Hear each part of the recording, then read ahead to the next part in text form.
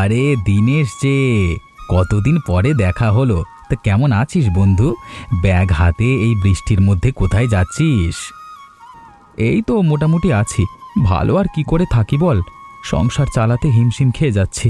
একমাত্র মেয়েটা খোঁড়া, ঠিকমতো চিকিৎসা করতে পারি না। তালের রস বিক্রি করে যা আয় হয় তা দিয়ে কোনো রকমের সংসারটা চলে। আরে তোর সাথে দেখা হলেই অভাবের কথা।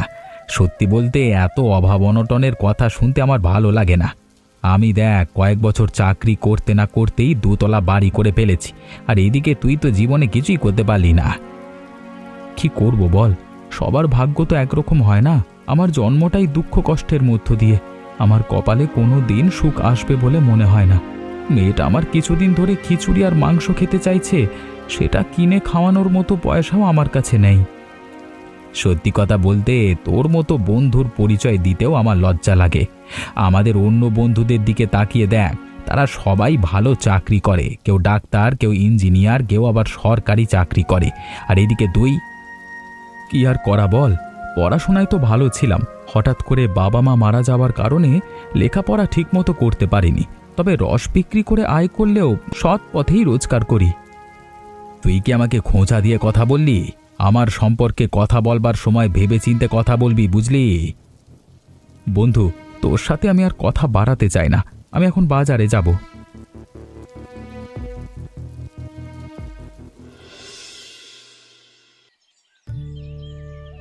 বাবা, সাবধানে নামো। তুমি গাছে উঠলে আমার খুব ভয় করে। এই তো আমি চলে এসেছি। মায়া, গাছের দিকে তাকিয়ে দেখ, কি সুন্দর বাবুই পাখির বাসা। পাখির বাসা দেখে আমি একটা সিদ্ধান্ত নিয়েছি। বাবা, তুমি কি সিদ্ধান্ত নিয়েছো? তাড়াতাড়ি বলো, আমার খুব শুনতে ইচ্ছা করছে। আমাদের ঘরের পাশে যে গাছটা আছে, ওই গাছে একটা ঝুলন্ত ঘর বানাবো। ঘরটা একেবারে অন্যরকম হবে। দেখবি পাড়ার সবাই আমাদের ঘর দেখতে আসবে। কিন্তু বাবা, গাছে ঘর তৈরি করলে তো ভেঙে পড়ে যেতে পারে। এর চেয়ে ভালো হয় গাছের নিচে ঘর তৈরি করলে। আমি এমন কিছু করতে চাই যা অন্যদের নেই। জানিস মায়া, আমি গরিব বলে আমার বন্ধু আমাকে কত অপমান করেছে। বন্ধুর দুতলা বাড়ি, আমার পরিচয় দিতে তার লজ্জা হয়, এসব বলে আমাকে অপমান করেছে। তুমি মন খারাপ করো না বাবা, আমরা আজকেই গাছের ডালে ঝুলন্ত বাড়ি তৈরি করব। তোমার বন্ধু আর তোমাকে অপমান করবে না। যতদিন তোদের সুখে না রাখতে পারছি, ততদিন আমার মনে কোনো শান্তি নেই। তোদের সুখী দেখে যাতে আমি মরতে পারি, সেই ব্যবস্থাই করা। এমন করে বলো না বাবা, আমরা তো সুখেই আছি। আমার পাটা খোঁড়া না হলে আমার মনে কোনো দুঃখ থাকতো না। আমি যদি ঠিকমতো তোর চিকিৎসা করতে পারতাম, তাহলে কবে তুই ভালো হয়ে যেতিস। হ্যাঁ, মাঝে মাঝে মনে হয় আমার জন্য তোর এই অবস্থা। বাবা, তুমি আর একবারও এমন কথা মুখে আনবে না। এই সব কথা রেখে এখন চলো তো গাছের ওপর ঝুলন্ত ঘর তৈরি করা শুরু করে দিই।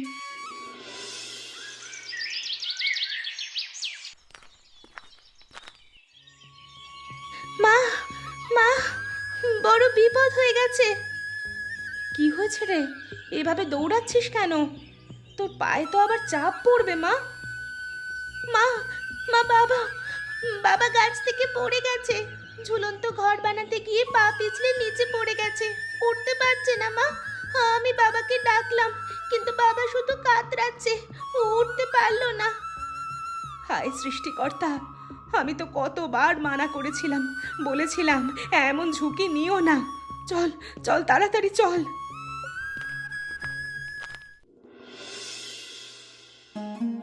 এ কি করলে বলো তো তুমি? এত বড় ঝুঁকি নিতে হলো?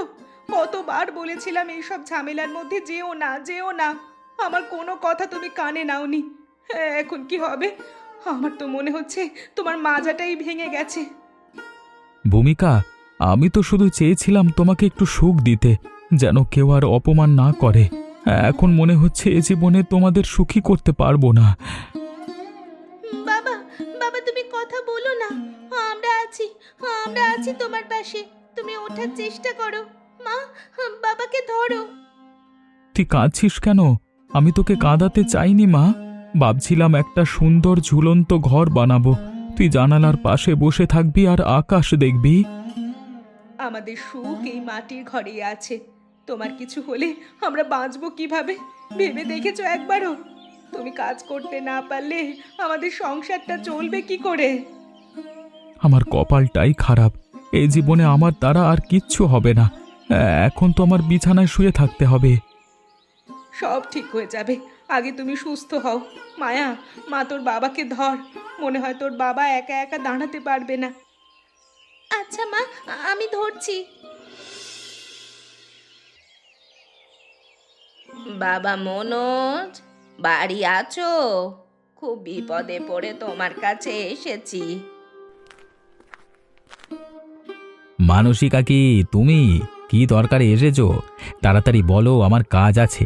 তার আগে একটা কথা বলো তো, আমার নতুন বাড়িটা মানে কেমন কেমন লাগছে? এ অঞ্চলের মধ্যে সবচেয়ে সেরা বাড়ি হয়েছে আমার। হ্যাঁ হ্যাঁ। খুবই সুন্দর বাড়ি বাবা, এত সুন্দর বাড়ি আমি আগে কখনো দেখিনি। বাবা, তোমাকে একটা কথা বলতে চাই। বন্যায় আমার ঘর বাড়ি সব ভেঙে গেছে।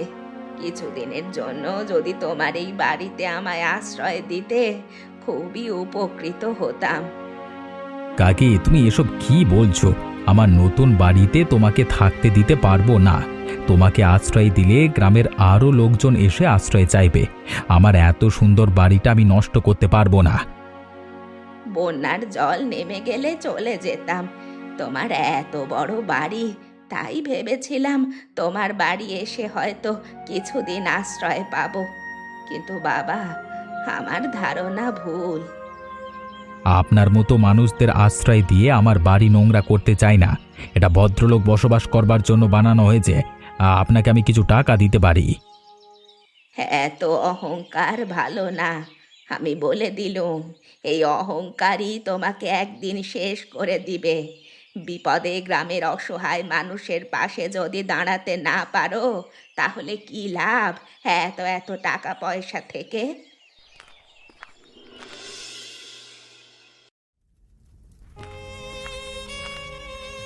আমাদের যে কি হবে রে মায়া? তোর বাবার তো মাজা ভেঙে পড়ে আছে, ডাক্তার দেখাতে গেলেও টাকা লাগে।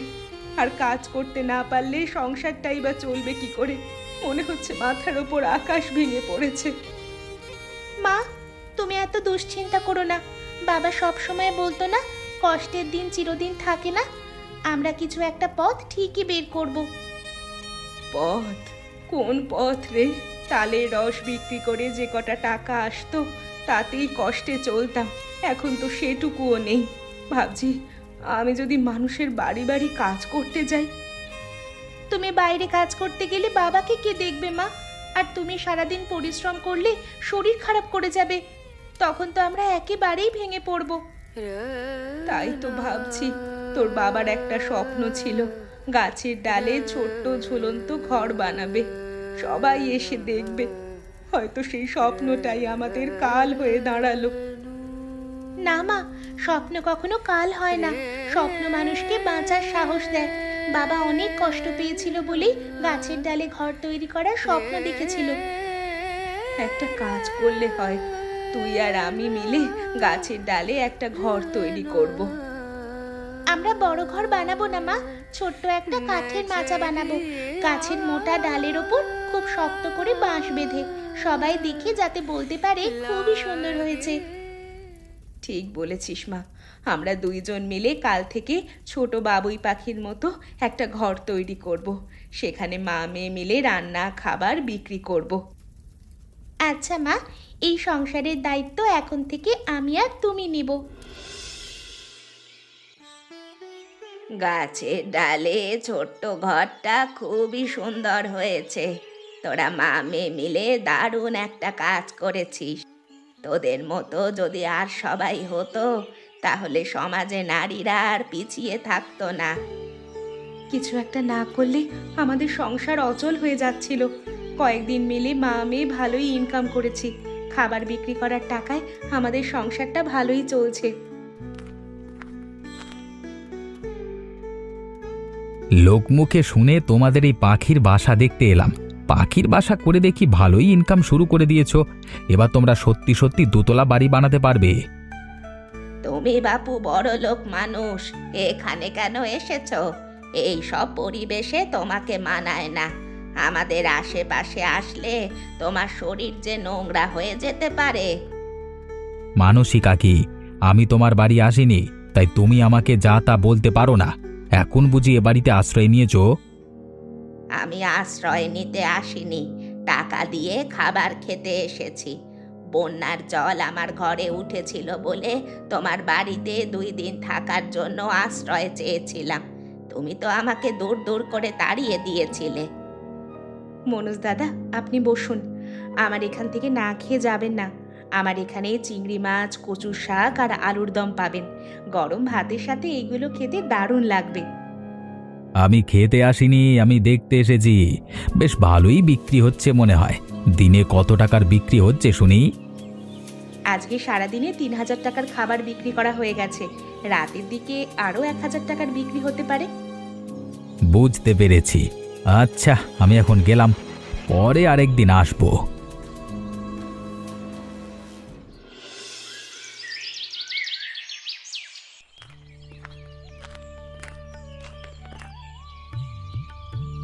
কেমন আছিস দিনেশ? শুনলাম এখনো পুরোপুরি দাঁড়াতে পারিস না। পাগলের মতো কাণ্ড করলে তো মাজা ভেঙে পড়ে থাকতেই হবে। বেঁচে আছি রে, ধীরে ধীরে ঠিক হয়ে যাব। তা তুই এখানে কেন?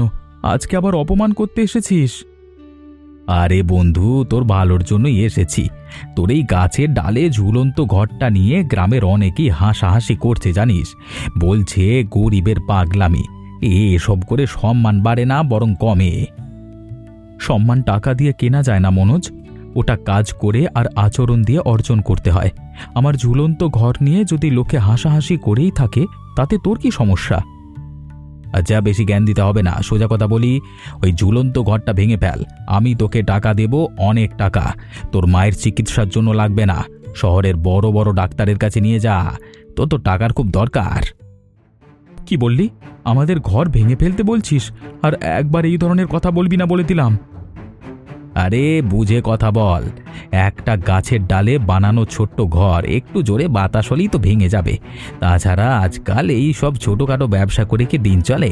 আমি তোকে যা টাকা দেব তাতে তোর মেয়ের চিকিৎসা হয়ে যাবে, আর একটা ব্যবসাও করতে পারবি, বুঝলি? বন্ধু হয়ে এতটুকু উপকার তো করতেই পারি। উপকার? অপমান করে যে উপকার করে সে শত্রুর চেয়েও খারাপ। তুই কি ভাবছিস আমি আমার আত্মসম্মান বিক্রি করে মেয়ের চিকিৎসা করাবো? আত্মসম্মান দিয়ে কি চিকিৎসা হবে? টাকা লাগে, টাকা। আমি যদি আজকে টাকা না দিই, কালকে তোরা না খেয়ে মরবি। শোন মনোজ, আমি গরিব হতে পারি কিন্তু ভিখিরি না। আমার মেয়ে খোঁড়া হতে পারে কিন্তু ওর মন খোঁড়া না। আমরা কষ্ট করে খাই কিন্তু কারোর সামনে মাথা নিচু করি না। শেষবারের মতো বলছি, ঘর ভেঙে ফেল, নইলে পরে কিন্তু আফসোস করবি। তুই এখনই আমাদের বাড়ির থেকে বের হয়ে যা। আমাদের স্বপ্ন ভাঙবার অধিকার তোকে কে দিয়েছে? এই ঘর আমার মেয়ে আর আমার স্ত্রীর পরিশ্রমের ফল। ঠিক আছে, আমি চলে যাচ্ছি, কিন্তু তোকে আমি দেখে ছাড়বো।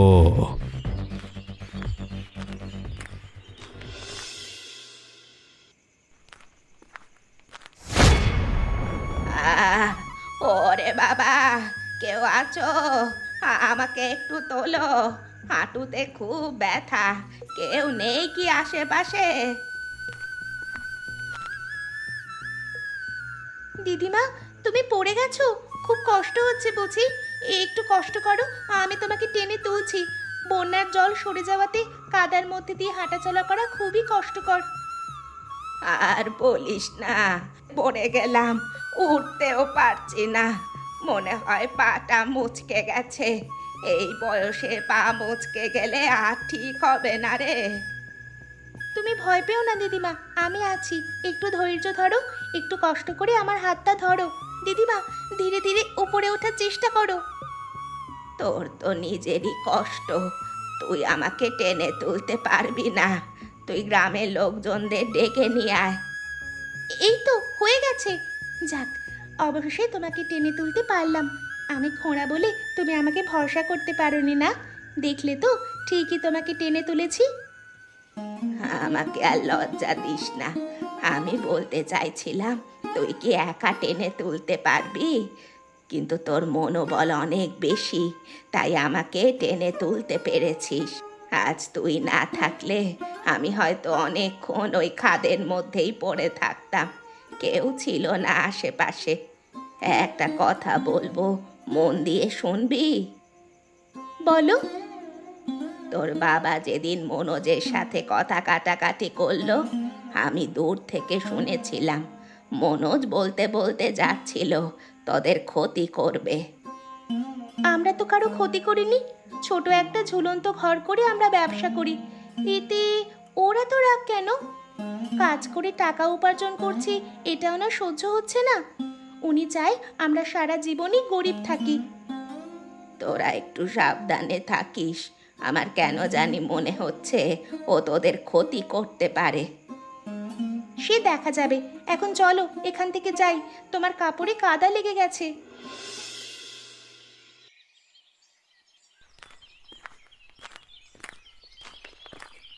মনে হচ্ছে কোমরটা আর কোনো দিন সোজা হবে না।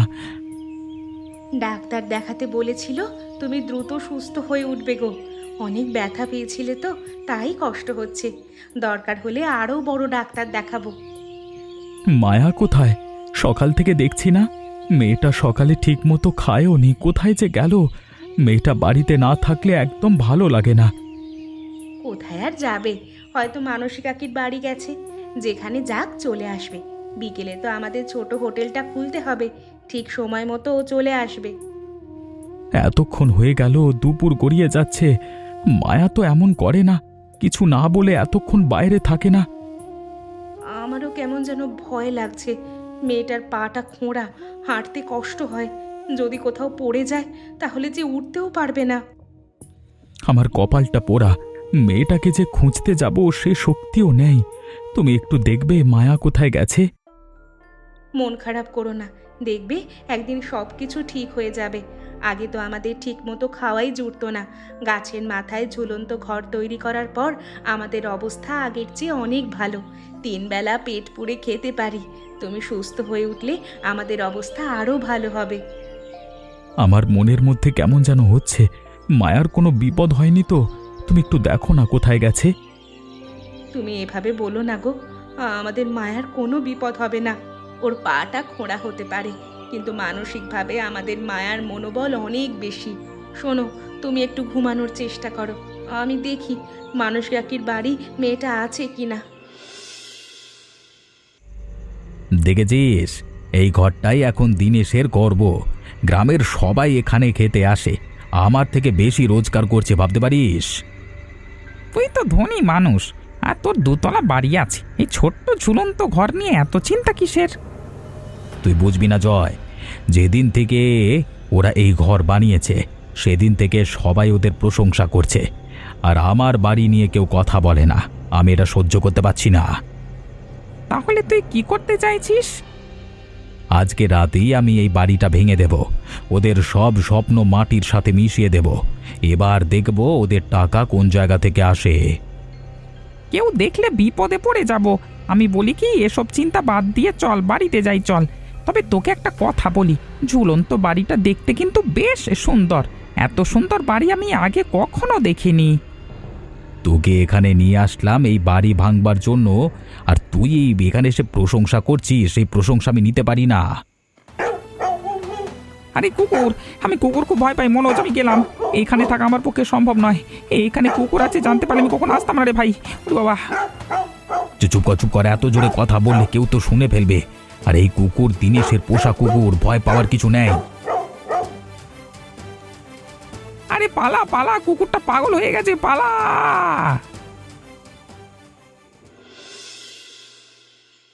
দিন দিন আমাদের হোটেলে ভিড় বাড়তেই আছে, কাজ করে পারা যাচ্ছে না। সুস্থ না হলে তো তুমি আর মায়া কাজ করতে পারতে না। সে অবশ্যই তুমি ঠিক বলেছ, কিন্তু মায়া আজ আবার কোথায় গেল? ওকে বারবার বলেছি আমাদের না বলে কোথাও যাবি না, তারপরও ও গেল। যাই বলো, আমাদের মেয়ের মনটা অনেক বড়। সেদিন কিন্তু মায়া মানসী কাকিকে খাদ থেকে তুলে বাড়িতে পৌঁছে দিয়ে এসেছিল, যার কারণে ও বাড়িতে আসতে দেরি করেছিল। আমার মনে হচ্ছে আজকেও হয়তো কারোর উপকার করতে গেছে। মানুষের উপকার করা তো ভালো কথা, কিন্তু আমাদের সাথে না বলে যাওয়াটা মোটেই ভালো না। আজকে বাড়ি আসলে আমার কাছে ও মার খাবে। কি রে মা, তুই কোথায় গিয়েছিলিস? তোকে না বলেছি আমাদের না বলে কোথাও যাবি না? তুই তো জানিস তোর জন্য আমরা কত চিন্তা করি, আর কোনোদিন আমাদের না বলে কোথাও যাবি না। আজকে তুই আমার হাতে মার খাবি। এদিকে আমরা কাজ করে পারছি না, আর তুই ঘুরে বেড়াচ্ছিস। আমি তো বলেছি, তারপরও তুমি এত রাগ করছো কেন? মায়া মা, তোর মুখটা এমন শুকনো কেন?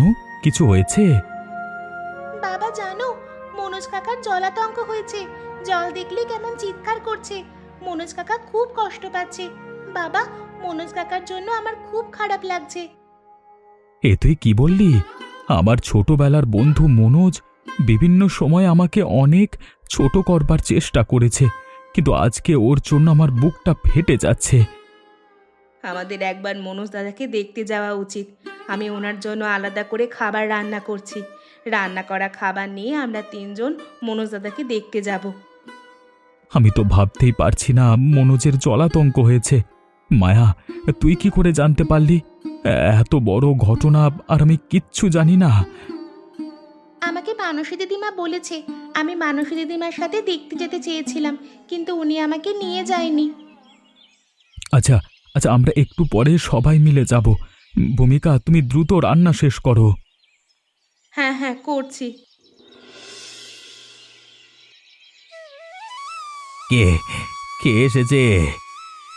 আমি রে মনোজ, দীনেশ, সঙ্গে ভূমিকা আর মায়াও আছে। তোকে দেখতে এলাম। তোর খবর শুনে খুব কষ্ট হচ্ছে রে।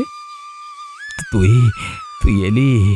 আমি তোকে কত অপমান করেছি, তুই কেন এলি? তোর জায়গায় আমি হলে কোনো দিন আসতাম না। তুই আমার বন্ধু, তোকে দেখতে আসবো না এটা কি হতে পারে? দীনেশ, সেদিন যেদিন রাতের অন্ধকারে তোর ঝুলন্ত ঘর ভাঙতে গেছিলাম, সেই রাতেই তোদের কুকুরটা আমাকে কামড়ায়। আমি কাউকে বলিনি, লজ্জা পেয়েছিলাম, ভাবছিলাম কিচ্ছু হবে না, কিন্তু কয়েকদিন পর থেকেই শরীর খারাপ হতে লাগলো। এখন জল দেখলেই ভয় লাগে, আমার খুবই কষ্ট হয়। কাকা, আপনি আগে চিকিৎসা করেননি কেন? চিকিৎসা করলে আপনার এমন রোগ হতো না। আপনার কষ্ট আমরা যে দেখতে পারছি না। অহংকার আমাকে শেষ করে দিল মা। আমি ভাবতাম টাকা থাকলে সব হয়, কিন্তু আজকে বুঝলাম মন বড় না হলে টাকা দিয়ে কোনো কাজ হয় না। দাদা, এখনো সময় আছে। আমরা শহরে নিয়ে যাব, ডাক্তার দেখাবো। না বৌদি, অনেক দেরি হয়ে গেছে। ডাক্তার বলেছে এখন আর চিকিৎসা করে কোনো লাভ হবে না। এমন কথা বলিস না রে, সব ঠিক হয়ে যাবে। না রে দীনেশ, আমি জানি, তুই আমাকে ক্ষমা কর। তুই গরিব বলে তোকে নিয়ে কত হাসাহাসি করেছি, তোকে ছোট করেছি, তোর স্বপ্ন ভাঙতে চেয়েছি। তুই গরিব, কিন্তু তোর মনটা অনেক বড়। আমি ধনী, কিন্তু আমার মনটা ছোট ছিল রে।